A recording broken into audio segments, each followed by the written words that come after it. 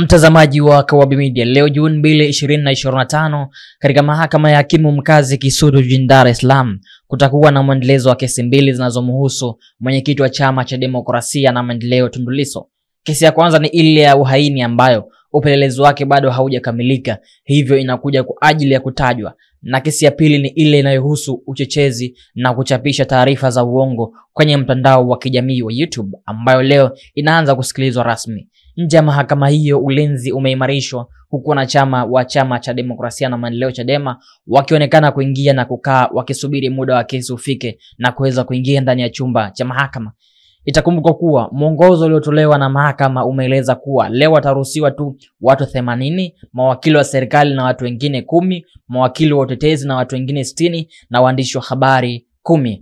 Na hapo kama unavyoona mtazamaji wa Kawabe Media, huyo ni aliyewahi kuwa katibu mkuu wa chama cha demokrasia na maendeleo Dr. Wilbrod Slaa akiingia katika viunga vya mahakama ya hakimu mkazi Kisutu jijini Dar es Salaam kwa ajili ya kufuatilia kesi zinazomhusu mwenyekiti wa chama hicho ambaye ni Tundu Lissu. Lakini pia video nyingine inakuonesha hali ilivyo ndani katika ukumbi wa mahakama ya hakimu mkazi Kisutu, ambapo baadhi ya wanachama wa chama cha Chadema na wadau mbalimbali waliopata nafasi ya kuingia ndani ya mahakama ya Kisutu wakiwa tayari kusikiliza kesi zinazomkabili mwenyekiti wao Tundu Lissu. Na hii ni Kawabe Media, endelea kutufuatilia kwa ajili ya habari mbalimbali.